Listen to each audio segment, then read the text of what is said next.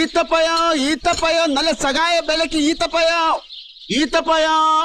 ഈത്തപ്പഴം ഈ ദുനിയാവിൽ ആരും കൊടുക്കാത്ത വിലക്ക് ഈത്തപ്പഴം. Hello, welcome back to my YouTube channel. അപ്പോൾ നമ്മുടെ ഇന്നത്തെ ഒരു വീഡിയോ എന്ന് പറഞ്ഞാൽ കുറച്ചധികം ഈന്തപ്പഴം കിട്ടിയ ഒരു കഥയാണ് കേട്ടോ. ഞങ്ങൾ ഒട്ടും പ്രതീക്ഷ ഉണ്ടായിരുന്നു കേട്ടോ, ഇത്രയ്ക്കധികം ഈന്തപ്പഴം ഫ്രഷായിട്ട് നമുക്ക് കിട്ടുന്നു കഴിക്കാൻ പറ്റുന്നു ഒന്നും വിചാരിച്ചിട്ടുണ്ടായിരുന്നില്ല.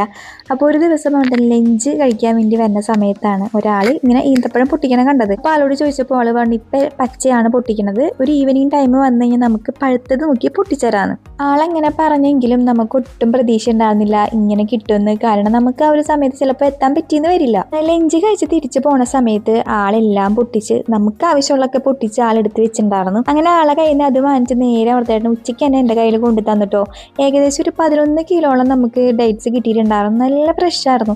അപ്പം തന്നെ പൊട്ടിച്ചത് കാരണം മണ്ണും എന്താ പറയുക എല്ലാം കൂടി ഇങ്ങനെ ഒരുമിച്ചിട്ടിട്ട് ആകെ ഒരു കുഴഞ്ഞ മട്ടാന്ന് ഇരിക്കുന്നുണ്ടായിരുന്നു. അപ്പം ഇത് സെപ്പറേറ്റ് ചെയ്യാന്ന് പറഞ്ഞു കഴിഞ്ഞാൽ കുറച്ച് ബുദ്ധിമുട്ടായിരുന്നു. കാരണം പഴുത്തതും ഉണ്ടായിരുന്നു പഴുക്കാത്തതും ഉണ്ടായിരുന്നു. അപ്പം നമുക്കത് സെപ്പറേറ്റ് ചെയ്യാൻ കുറച്ചധികം കഷ്ടപ്പെടേണ്ടി വന്നിട്ടോ. ആ ബ്ലാക്ക് കളറിൽ ഇരിക്കുന്നത് മുഴുവൻ പഴുക്കാത്തതാണ്, റെഡ് കളറൊക്കെ കൂടിച്ചേർന്നതാട്ടോ.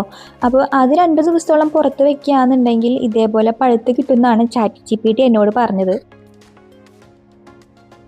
ഇത്രയ്ക്കധികം കിട്ടിയത് കൊണ്ട് തന്നെ ഇതെങ്ങനെ സൂക്ഷിക്കണമെന്നോ എന്ത് ചെയ്യണമെന്നോ എനിക്ക് യാതൊരു വക ഐഡിയ ഉണ്ടായിരുന്നില്ല. ഏകദേശം ഒരു 6 കിലോളം നമുക്ക് പഴുത്തത് കിട്ടിയിട്ടുണ്ടായിരുന്നു, 5.5 കിലോളം നമുക്ക് പഴുക്കാത്തതും കിട്ടിയിട്ടുണ്ടായിരുന്നു കേട്ടോ.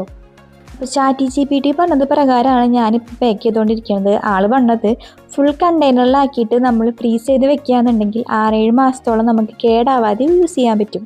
അപ്പോൾ ഫ്രീസറിൽ വെക്കാനുള്ളതാണ് ഞാനിങ്ങനെ റാപ്പ് ചെയ്ത് വെക്കണത്. ഒരു 6-7 മാസമൊന്നും വെക്കണം എന്നല്ല, എന്നാലും നമുക്ക് തുറന്നു കഴിഞ്ഞാൽ പിന്നെ നമ്മളത് ഉപയോഗിക്കാനായിരിക്കണം. അപ്പോൾ നമുക്ക് അത്യാവശ്യം ഉപയോഗിക്കേണ്ടത് മാത്രം ഞാൻ വേറൊരു ബോക്സിലായിട്ട് സാധാരണ ഫ്രിഡ്ജിൽ തന്നെ വെക്കുന്നുണ്ട്.